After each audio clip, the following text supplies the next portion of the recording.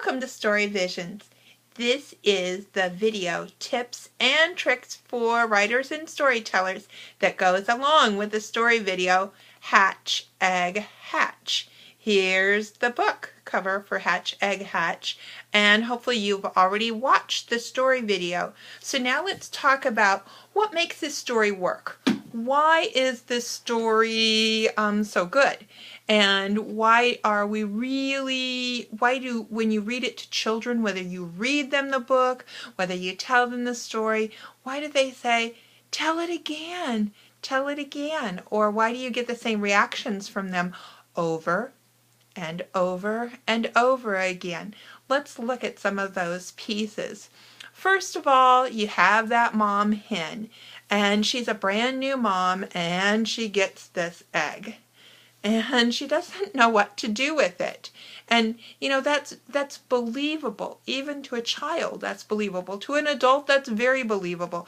Every adult who buys this book, and most adults buy books for children, remembers how it feels to be a new parent and you don't know exactly what to do.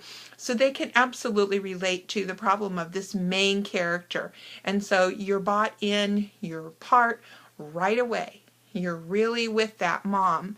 And you see all the things that she tries. She tries things that absolutely you would do for a newborn or for something that you want to grow and flourish. She tries to feed it. She tries to hold it. She tries to sing to it. She even tries to plant it, which is what you would do with a new seed. All those things are believable. They make us drawn to her. If instead she'd taken this egg and she said, oh, little egg, I bet if I took you to Disney World, you'd hatch. And she did that for 3 days. And then she said, I bet if I took you swimming, you would hatch. And she did that for 3 days. And she said, I bet if I carry you around in my purse for 3 days, you would hatch. And she did that. We would not be as drawn in.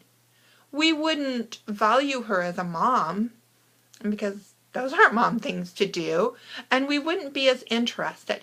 But she's acting like a mom, and she's doing all those things that you do for a newborn or to see something flourish. So in that way, we absolutely can feel what she's feeling and believe her.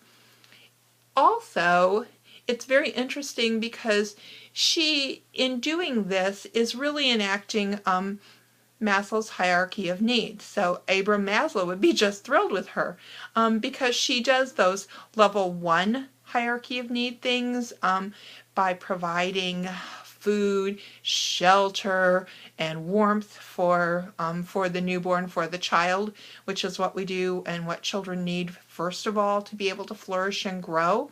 And innately, she knows that. She tries to feed the egg. In the book, she tries to give it spaghetti. In my story, she tries to give it tacos. But whatever, she feeds it and feeds it. She tries to keep it warm. In the book, she knits it a coat. In my story, she puts it in a mitten. Either way, she tries to keep it warm, safe, and secure. And then she moves on to level 2, which is safety and security. And she rocks that egg, and she holds that egg, and she sings to that egg to make sure that that egg feels safe and secure. That's the same thing that we do for children, so that they feel safe and secure and that they're ready to learn and ready to flourish. And then she talks to the egg. And she says, hello, little egg. I love you. I can hardly wait to see you. You're such a cutie pie. Come on out. You know, and she's showing that she loves this egg, that this egg belongs, that this egg is significant, that this egg is important.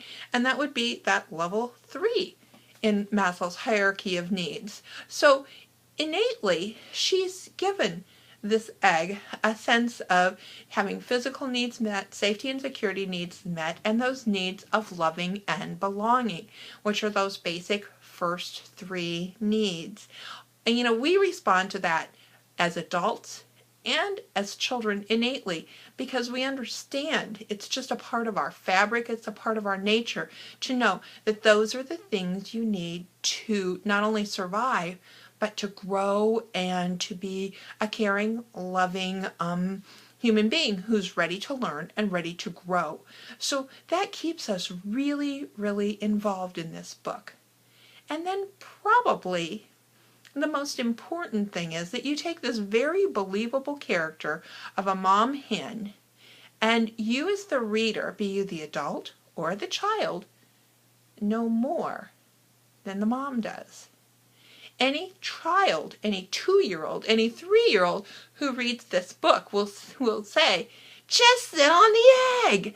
All you got to do is sit on it. And I don't care how many times I read this book to children in the classroom, they would always say, sit on it. Just sit on it. And they would start talking to this hen like she could really understand what she needed to do and that they were going to tell her. When we can empower a reader, when we can empower our audience to feel that they are really in the know and that they can bring that character along and help that character come to an insight, and then the character does. Now through the mom's, it was no fault of her own. She just fell asleep on the egg, but that was laying on it. That was sitting on it. That's what she needed to do. And, the egg ultimately hatched, and here's this cute little baby chick.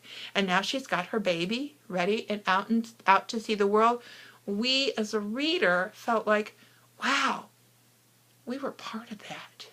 Somehow, we helped that mom along the way because we kind of knew what to do, and we were in there cheering for her.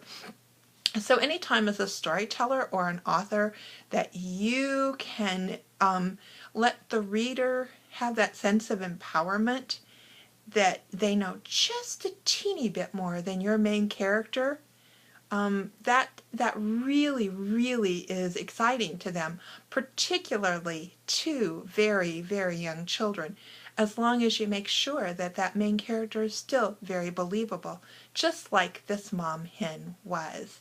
So, when you're looking at storytelling, when you're looking at writing, certainly tips from this book would be keep it real. That mom hen, even though she didn't know how to be a mom, she was trying. She was trying some real authentic things.